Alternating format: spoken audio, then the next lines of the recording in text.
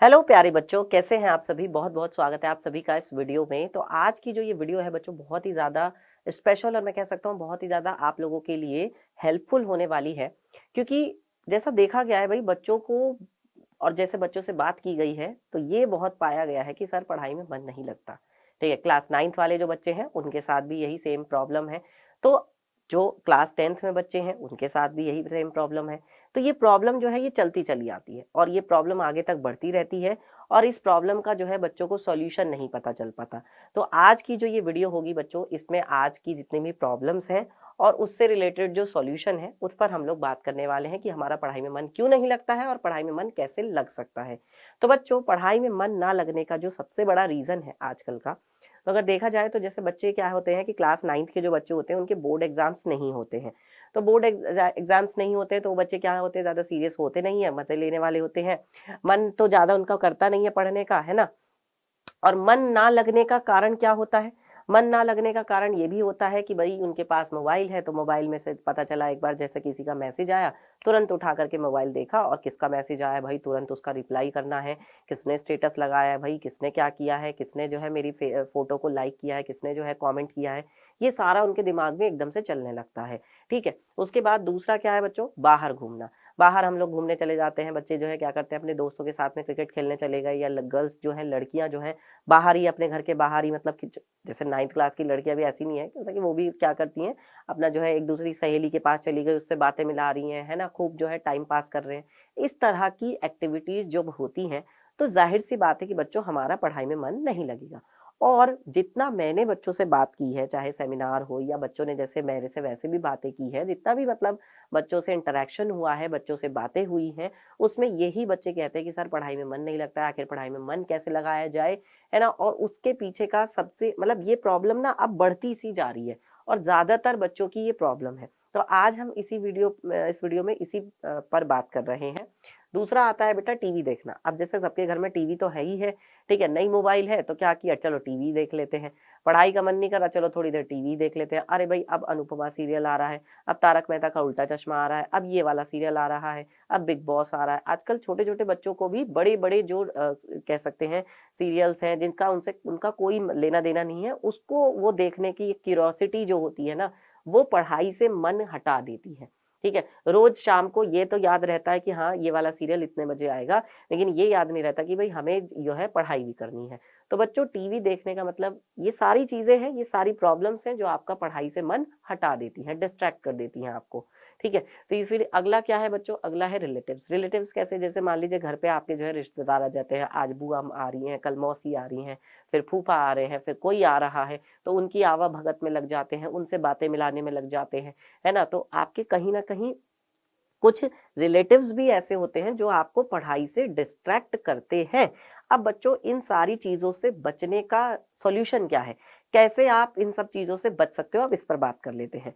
तो बेटा देखो, मन के हारे हार है और मन के जीते जीत। तो सबसे ज़रूरी बात है बच्चों अपने मन को कंट्रोल करना। क्योंकि जितना ज़्यादा देखा गया है ना कि ये जो जितनी भी सारी प्रॉब्लम्स हैं, ये जितने भी सारे डिस्ट्रैक्शन हैं, ये किसकी वजह से होते हैं? ये साइकोलॉजिकल होते हैं, यानी आपके मन के ऊपर होते हैं। जैसा आप मन में सोचते हो, जैसा आप मन में अपनी धारणाएँ बनाते हो, जैसा आप मन में मानते हो, ये वैसा ही होते जाते हैं। तो कहने का मतलब ये है बच्चों कि आपको सबसे ज़्यादा ज़रूरत है अपने मन को कंट्रोल करने की। अगर किसी का मैसेज आ रहा है, अगर किसी ने आपकी फ़ोटो को लाइक किया, आपका फ़ोन बज रहा है ना? तो कुछ देर के लिए आप क्या कर सकते हो बच्चों, उसको इग्नोर भी कर सकते हो। ज़रूरी नहीं कि हर फ़ोन का जवाब दिया जाए, ज़रूरी नहीं कि बेटा हर मैसेज का जवाब दिया जाए, ज़रूरी नहीं कि अगर जो भी आपके फ़ोन में एकदम से नोटिफ़िकेशन आया और आपने तुरंत जाकर के देखा कि भई एकदम से, ये भी कोई ज़रूरी नहीं है कि एकदम से उसी समय रिप्लाई किया जाए। आप बाद में, थोड़ी देर बाद में भी तो बेटा रिप्लाई कर सकते हो ना। तो कहने का मेरा मतलब ये है कि थोड़ा-सा बेटा इग्नोर करना भी सीखो। क्यों? क्योंकि आप किसी बुरे चीज़ के लिए इग्नोर नहीं कर रहे हो, आप अपनी भलाई के लिए इग्नोर कर रहे हो, आप अपनी पढ़ाई के लिए इग्नोर कर रहे हो। दूसरा चीज़ क्या है बेटा? दूसरा है थोड़ी देर खुद को कंट्रोल करना। देखो ऐसा होता है कि जब हम पढ़ाई करने बैठते हैं तो क्या होता है कि पढ़ते-पढ़ते क्या होता है कि एकदम से हमारा मन जो है दूसरी तरफ बढ़ता है, यानी कि टीवी देखने की तरफ या मोबाइल चलाने की तरफ। तो ये जो मन हमारा होता है ना, ये थोड़ी देर के लिए होता है। एक एक्सट्रीम लेवल होता है, एक ऐसा चरम बिंदु आता है, एक ऐसा पॉइंट आता है ना जिस पॉइंट पर जाकर के फिर धीरे-धीरे हमारा मन जो है डाउन होने लगता है। पहले तो क्या होता है, पहले तो बेटा ग्राफ जो है बढ़ता जाता है, बढ़ता जाता है, हमारा मन जो है धीरे धीरे धीरे, अरे यार थोड़ी देर टीवी देख लेता हूँ, अरे यार थोड़ी देर कार्टून देख लेता हूँ, अरे यार थोड़ी देर गाने सुन लेते हैं, अरे यार थोड़ी देर बाहर जाके क्रिकेट खेल आता हूँ। तो ये जो मन है ना, ये थोड़ी देर क्या होता है, बस थोड़ी देर के लिए ही एकदम एक्सट्रीम पॉइंट पे जाता है जहां पे हमारा मन करता है। उसके बाद धीरे धीरे क्या होने लगता है बच्चे, डाउन होने लगता है, यानी कि हमारा मन धीरे धीरे फिर शांत होने लगता है। तो बस वो थोड़ी देर ही बेटा आपको क्या करना होता है, कंट्रोल करना होता है अपने माइंड को। अगर वो थोड़ी देर आपने कंट्रोल कर लिया तो बस आपका काम हो जाएगा, आपका जो है सॉल्यूशन हो जाएगा। कंट्रोल करना बेटा आपके ही हाथ में है। तो अपने दिमाग को, अपने मन को बेटा कंट्रोल करिए, नियंत्रण में रखिए, ये तो बेटा आपके ही हाथ में है। अब आपके मन को मैं तो कंट्रोल करूंगा नहीं, आपके मन को आपका कोई दूसरा जो दोस्त है वो तो कंट्रोल करेगा नहीं, वो आप ही कर सकते हैं। ठीक है, तीसरा पॉइंट है बेटा, आपको अपने आप से सवाल पूछो। अपने आप से सवाल कैसे पूछो भाई, कि जो मैं कर रहा हूँ, मान लो आप पढ़ाई करने बैठे और पढ़ते पढ़ते आप जो है रील्स देखने लगे।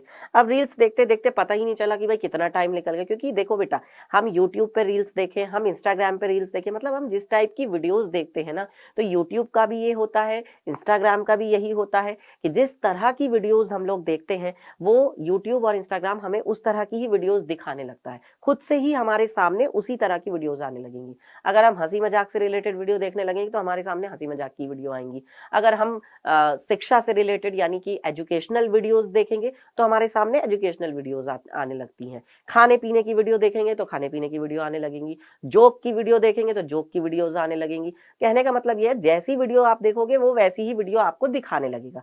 तो बच्चों, सबसे जरूरी ये है खुद से पूछना कि जब आप पढ़ाई कर रहे हो तो आपने हाथ में फोन उठाया, अपने हाथ में फोन उठाया तो बेटा ये सोचो कि क्या जो मैं कर रहा हूँ, क्या मैं सही कर रहा हूँ, मेरा फ्यूचर क्या है, क्या मेरा, मुझे अपने गोल क्या है, मेरे को अपने फ्यूचर में क्या बनना है।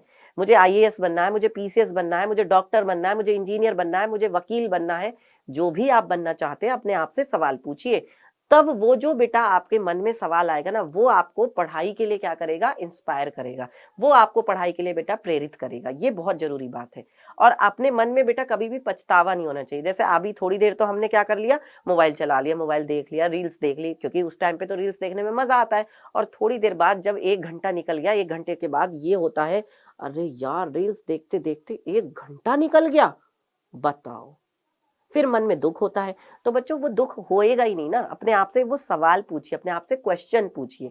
तीसरा है बेटा कि खुद को छोटे छोटे गोल देना। गोल देना मतलब कैसे, कि जैसे आप 10 मिनट आपको मन कर रहा है टीवी देखने का, जब आपका मन कर रहा है टीवी देखने का, ये कह दो कि भाई मैं ना पहले 5 सवाल करूंगा, उसके बाद मैं टीवी देखूंगा, या मैं ना पहले मैथ्स के 10 क्वेश्चन कर लूंगा, उसके बाद टीवी देखूंगा। जब आप ये अपने आप को गोल दोगे ना, अपने आप को छोटे छोटे गोल्स पे बांट लोगे ना, तो पता है क्या होगा बेटा, फिर जैसे ही तुम 10 सवाल करने में लग जाओगे, तुम्हारा जो वो मन हो रहा था ना टीवी देखने का, वो अपने आप ही हट जाएगा और तुम्हारी पढ़ाई भी हो जाएगी। तो यही चीज बेटा, यानी कहते हैं कि अपने दिल को बेटा, अपने मन को पागल बनाओ, अपने दिल को बुद्धू बनाओ। तुम्हारा दिल तुम्हें बुद्धू बनाए उससे पहले तुम दिल को बुद्धू बना दो। समझ में आ रही है मेरे प्यारे बच्चों बात? चलिए अगला बात करते हैं, बदलाव करके पढ़ाई करना। देखो बेटा, जब हम लोग डेली एक जैसे पढ़ाई करते हैं, एक ही जगह पढ़ाई करते हैं, तो हम लोग बोर हो जाते हैं। मान लो रोज आप एक ही कमरे में बैठकर पढ़ाई कर रहे हो, एक ही तरीके से पढ़ाई कर रहे हो, टेबल और चेयर पे बैठ के आराम से पढ़ रहे हो। अब डेली आप वहीं पे जाके बैठ के पढ़ाई करते हो, तो बेटा जाहिर सी बात है कि आपको बोरियत होगी।